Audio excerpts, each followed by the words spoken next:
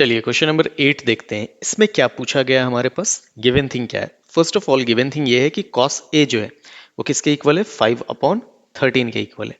और हमें पता है कॉस ए जो होता है वो किसके बराबर, रेशियो इसका क्या होता है, base upon hypotenuse, which is equal to how much, 5/13। तो हम यहां से क्या कर सकते हैं, परपेंडिकुलर निकाल सकते हैं obviously. Therefore perpendicular will be equal to what, under root hypotenuse square, that is your 13 square plus sorry minus, perpendicular निकालना है।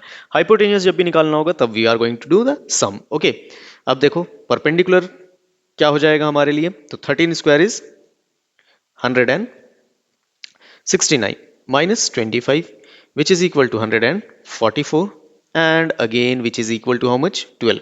तो ये बन गया हमारा 12। अब हमें कैलकुलेट क्या करना है, तो फर्स्ट थिंग हमें जो कैलकुलेट करना है, इवैल्यूएट क्या। तो इवैल्यूएट हमें करना है क्वेश्चन नंबर 8 में sine A minus cot A upon twice of tan A, ये कैलकुलेट करना है। अब देखो साइन ए, ये साइन जो है उसका फंक्शन, उसका हम लोग क्या लिखते हैं, रेशियो, वो होता है perpendicular upon hypotenuse. Minus cot क्या होता है, base upon perpendicular. 2 into tan क्या हो जाएगा, परपेंडिकुलर अपॉन बेस। अब इसे कैलकुलेट करेंगे तो परपेंडिकुलर की वैल्यू हमने अभी जस्ट कैलकुलेट की, कितना, 12 अपॉन हाइपोटेनियस गिवन है क्वेश्चन में, that is 13 minus base again हमारे पास है 5 अपॉन परपेंडिकुलर कितना हमारे पास 12 होल डिवाइडेड बाई, इसकी वैल्यू कितनी हो जाएगी, 2 टाइम्स परपेंडिकुलर क्या है हमारे पास 12 अपॉन, फिर हमने क्या कैलकुलेट किया परपेंडिकुलर के बाद, हमने कैलकुलेट किया है 12 upon sorry tan perpendicular upon base. तो बेस की वैल्यू कितनी, बेस की वैल्यू 5। ओके, सो अब इसे कैलकुलेट करेंगे तो क्या हो जाएगा 12। Okay, let's take the LCM because denominators are different. तो 13 टाइम्स 12 मल्टीप्लाई करते हैं। ओके, 13 टाइम्स 12, इसको मल्टीप्लाई करें तो क्या आएगा, 3 2 6, 2 1 2, 3 1 3, 1 1 1, क्या आ जाएगा 156। तो आ गया हमारा वैल्यू 156 अपॉन 12 2 24 अपॉन 5।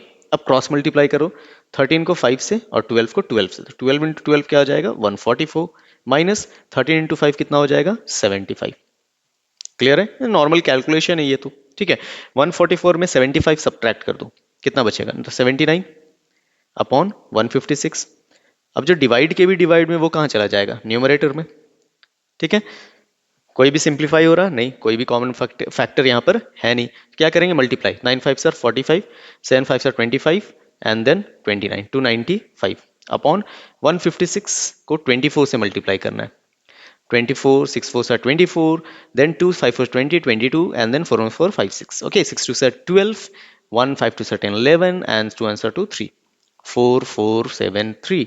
ओके, तो 3 7 4 4 ये हमारा रिजल्ट ऑब्टेन हुआ। कुछ भी सिंप्लीफाई नहीं हो रहा है, ये कैंसिल आउट नहीं हो रहा, तो बस ये आंसर हो गया हमारा 395, सॉरी 7 5 से 35 है ना, प्लस 1 बोरो हुआ तो कितना हो गया 395। Okay, upon 3744। क्लियर है, यहाँ तक कोई डाउट नहीं है। अब देखो ये तो हो गया फर्स्ट पार्ट, हमारे पास अब सेकंड पार्ट भी है, तो चलो मैं यहाँ पर लिख लेता हूँ क्या क्या ऑब्टेन हुआ। परपेंडिकुलर हमारा आया 12, बेस हमारे पास क्या है 5 और हाइपोटेनियस हमारे पास क्या है 13। ये यहां से मैंने लिखा, ठीक है। अब सेकेंड पार्ट में हमें क्या निकालना है, इन द सेकेंड पार्ट हमें कैलकुलेट करना है नंबर 2। क्या कैलकुलेट करना है, तो ये है हमारा cot A, cot of A plus ये हो जाएगा 1 by cos A, 1 by cos A, ठीक है। अब इसमें हम लोग क्या करते हैं, कैलकुलेट करते हैं वैल्यू कॉट का। तो कॉट क्या है, किसका, रेसिप्रोकल टैन का, तो क्या हो जाएगा base upon perpendicular plus cos क्या है, कॉस का रेसिप्रोकल सेक होता है। तो चलो हमारे पास कॉस का वैल्यू तो दिया ही था ना क्वेश्चन में, कॉस का वैल्यू दिया है तो इसका रेसिप्रोकल कर दो। तो इसका रेसिप्रोकल क्या होगा 5/13 का, 13/5। तो हम लोग इसको लिख सकते हैं क्या 1/5/13। तो this can be written as base की वैल्यू कितनी 5, ये हो जाएगा 5 अपॉन परपेंडिकुलर कितना 12 प्लस 1 अपॉन ये 13 डिवाइड के डिवाइड में मैंने बताया था क्या हो जाएगा मल्टीप्लाई, 5 नीचे आ जाएगा, दोनों के एलसीएम ले लो, 12 5 सर 60, क्रॉस मल्टीप्लाई कर दो 25 प्लस 13 इंटू 12 हमने ऊपर किया था अभी 156, कितना वैल्यू आ गया 6 5 11, देन 5 6 7 8 181 अपॉन 60। ओके, कोई भी सिंप्लीफाई नहीं हो रहा, सो ये हो गया हमारा आंसर, सिंपलेस्ट फॉर्म में जा नहीं सकता। Got it.